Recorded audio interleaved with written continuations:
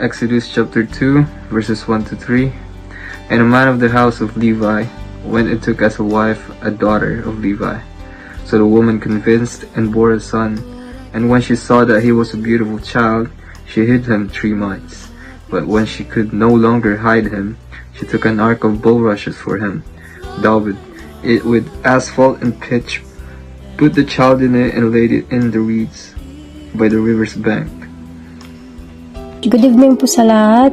Ang ating devotion po sa araw na ito ay Exodus chapter 2 verse 2 to 4 na nagkaanak ng isang lalaki, napakaganda ng bata. Kaya 3 buwan itong itinago ng ina. Nang hindi na niya maaaring itago pa, kumuha ang isang ina ng isang basket.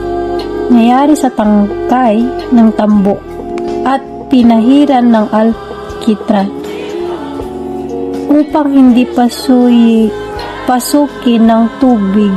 Pagkatapos inilagay niya rito ang sanggol at inilagay sa talahiban sa may pangpang ng ilog. Ang kapatid na babae naman ng sanggol ay tumayo sa di kalayuan upang tingnan kung ano ang mangyayari. Amen po. Magandang hapon po sa ating lahat. Ang aking babasahin ay mula sa libro ni Exodus chapter 2 verses 5 to 7. Maliligo noon sa ilog ang anak na babae ng Faraon. Natanaw niya ang basket kaya't ito'y ipinakuha niya sa isa sa kanyang mga katulong na naglalakad-lakad naman sa tabing ilog. Nang mayabot sa kanya ang basket, inalis niya ang takip nito at nakita ang batang umiiyak. Naawa siya at kanyang sinasabi, "Ito'y anak ng isang Hebreya." Ang kapatid naman ng bata ay lumapit sa prinsesa at kanyang sinabi, "Kung gusto po ninyo, ihahanap ko kayo ng isang Hebreyang mag-aalaga sa sanggol na yan." Ang mabuting salita ng Diyos. Amen. Exodus chapter 2, verse 8 to 10. Sige, ihanap mo ang prinsesa. Isang babae at tinawag ang isang prinsesa. Pagdating ito, sinabi ng prinsesa na mag-ahanap ng sanggol na ito. Pupupahan kita. Kinuha ng ina ang sanggol at tinalagahan. Malakit ang bata. Dinala siya sa kanyang ina sa prinsesa at siya ay tinuring ng nanay. Sinabi niya, "Lingahan ko siya sa tubig, kaya ang beses na ipapaano sa kanya."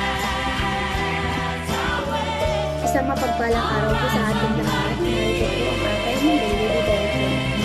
Sa book of Exodus chapter 2, verse 11 to 13 po yung napunta sa akin.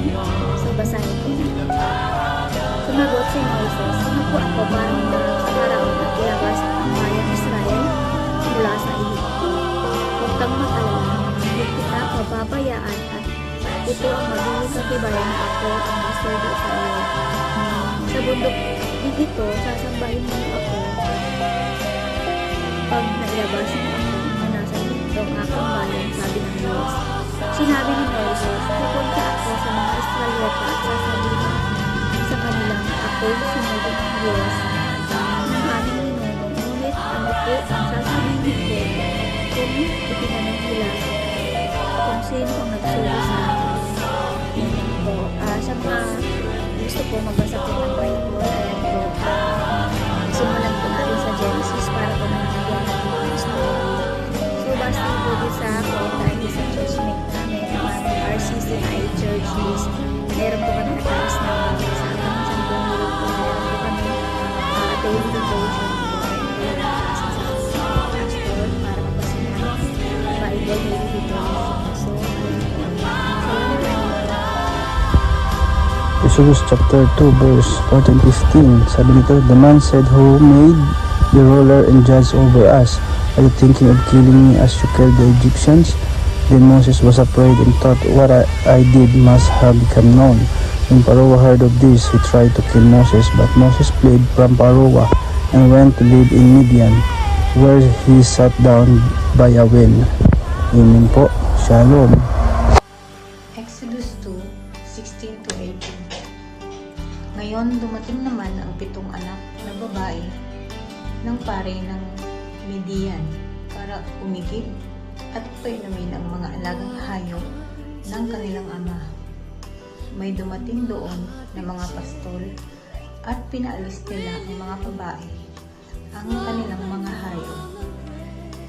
Pero tinulungan ni Moises ang mga babaeng anak ng pare at pinainom pa niya ang mga alaga nilang hayop. Pag-uwi ng mga babae sa ama nilang si Ruel, tinanong niya sila, bakit parang napaaga ang pag-uwi niya? Ang mabuting salita ng Diyos. Amen. Book of Exodus, chapter 2, verse 19 to 20. Sumagot sila, may isang Egyptio po tumulong sa amin laban sa pastol.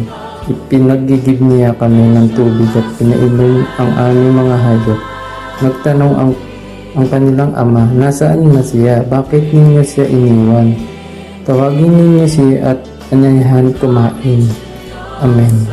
Ang babasahin ko po ngayon ay Exodus chapter 2 verse 21 to 22.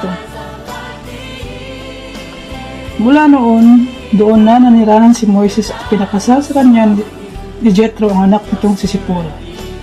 Dumating ang araw na si Sipora ay nanganak ng isang lalaki. Sabi ni Moises, ako'y dayuhan sa lupang ito, kaya tatawagin kong Gersom ang batang ito. Yan na po. Exodus chapter 2 verse 23 to 25. Pagkalipas ng mahabang panahon, namatay ang Faraon, ngunit dumaraing pa rin ang mga Israelita sa patuloy na pang-aalipin sa kanila ng mga Egyptyo. Narinig ng Diyos ang kanilang daing at naalala niya ang ginawa niyang kasunduan kina Abraham, Isaac at Jacob. Nakita niya ang kalagayan ng mga Israelita at siya'y nahabag sa kanila. Amen.